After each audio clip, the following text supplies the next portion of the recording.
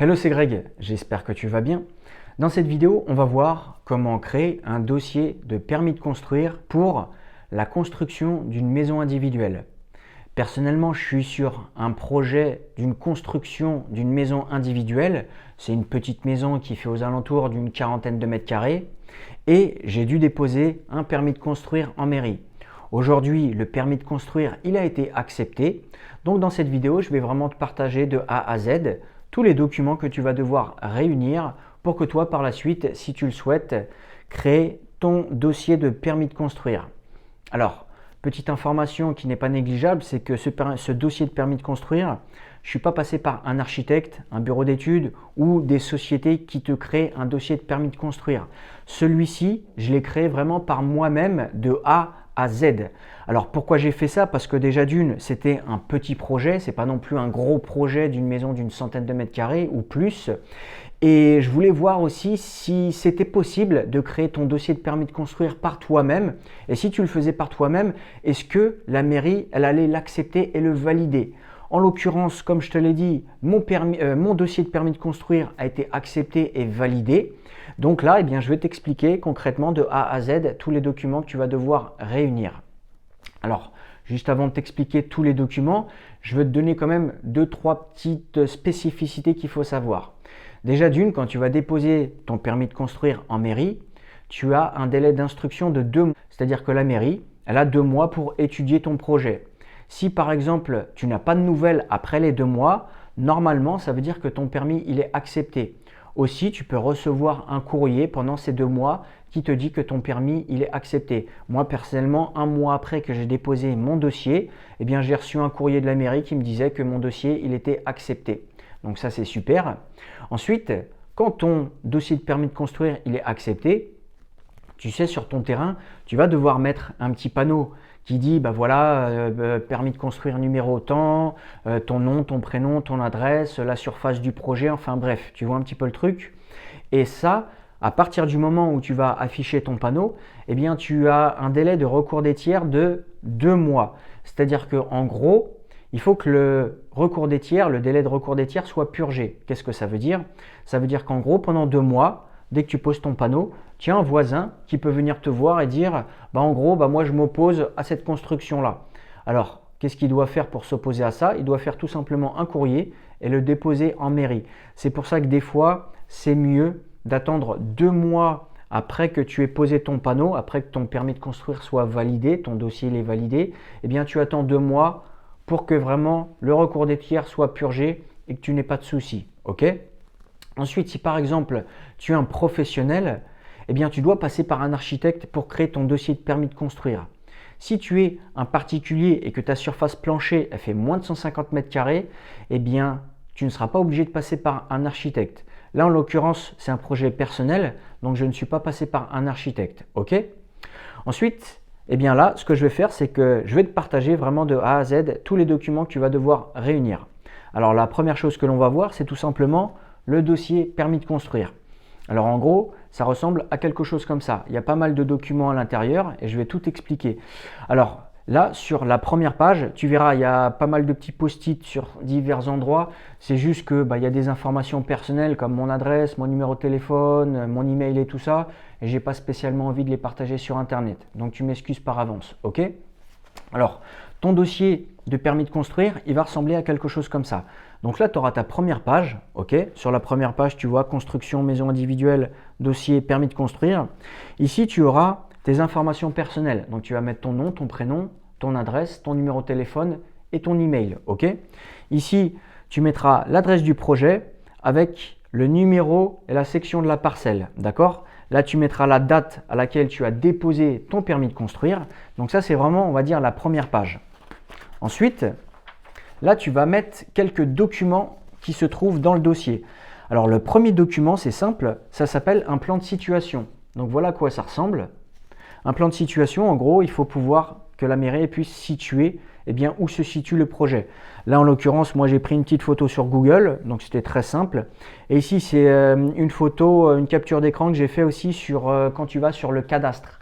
Tu sais, tu tapes cadastre.com, le truc des impôts, et tu vas pouvoir accéder à ce type de photo-là.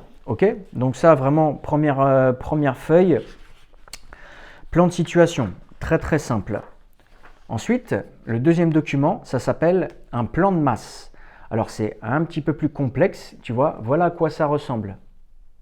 Et tu vois, par exemple, ce plan de masse-là, ben, c'est moi qui l'ai dessiné à la main. Je ne l'ai pas fait sur ordinateur ou quoi que ce soit. Donc, bien sûr, il faut mettre toutes les informations qui sont importantes, comme par exemple les places de stationnement qui sont existantes, les places de stationnement que tu vas créer, parce que quand tu fais une nouvelle construction, eh bien sûr, tu dois créer des places de parking, tu dois mettre pas mal de choses, tu dois mettre par exemple la route, les constructions qui sont déjà existantes, tu dois mettre aussi par exemple la distance qu'il y a entre les maisons qui sont déjà construites et la construction que tu vas réaliser. Enfin bref, il y a quand même pas mal de petits détails à mettre, mais en gros, comme je te dis, un plan de masse, ça ressemble à ça.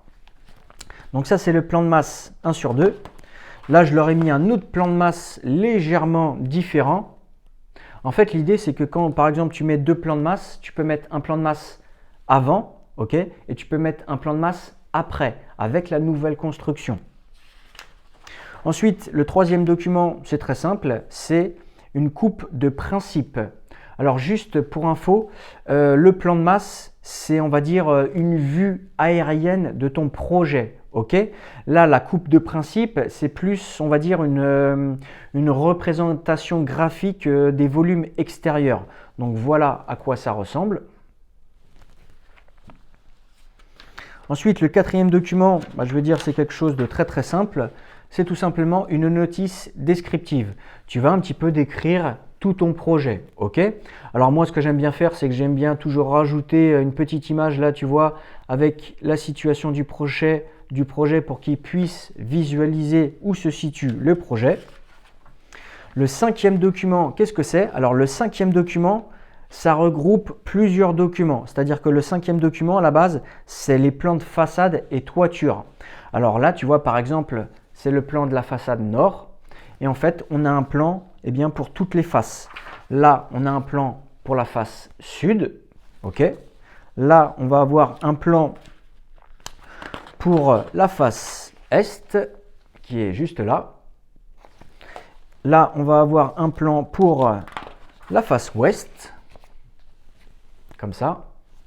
Et là, on va avoir le dernier plan, qui est le plan des toitures, qui ressemble à quelque chose comme ça. Alors en rose, là un petit peu rouge-rose, tu as la toiture et ce qu'il y a autour, c'est un petit peu c'est les terrasses. Donc ça, c'est le cinquième document, tous les documents qui font partie dans le cinquième document. Ensuite, le sixième document, c'est très simple, c'est une insertion graphique. C'est-à-dire que tu vas prendre une photo de ton terrain et en fait, tu vas rajouter une simulation 3D de la maison que tu vas construire. Tu vois, ça ressemble à quelque chose comme ça. Hop, c'est pour que la mairie puisse visualiser un petit peu le projet. Là, pour information, la simulation 3D, franchement, je ne me suis pas pris la tête. Je suis allé sur Cozy Casa et j'ai réalisé tout simplement une maison. Hop, je l'ai mis en version 3D et tac, j'ai fait une petite capture d'écran. Le document 7 et 8, donc c'est les derniers documents. Le document 7, c'est une photo de l'environnement proche et le document 8, c'est une photo de l'environnement lointain. Alors tu vois, moi ça donne quelque chose comme ça, environnement proche, ok, et ça, environnement lointain. Bien sûr, j'ai rajouté toujours le petit truc là pour pouvoir tout simplement voir où est situé le projet. Donc tu vois ça, comme je te l'ai dit, c'est vraiment ton dossier de permis de construire, ok, où tu réunis ces 8 documents, d'accord?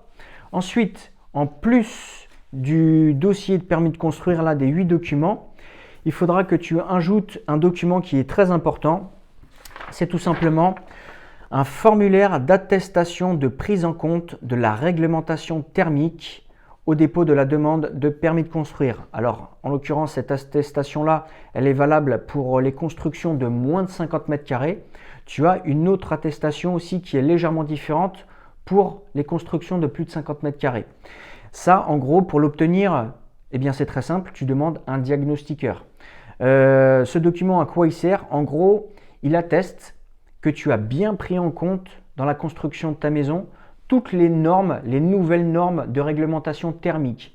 En l'occurrence, moi, c'est les normes 2012 parce que j'ai déposé mon permis on est en 2021 avant 2022. Là, normalement, en 2022, tu vas passer sur les nouvelles normes thermiques 2020. Ok? Donc ça, c'est vraiment le deuxième document qu'il faudra fournir avec ton dossier de permis de construire.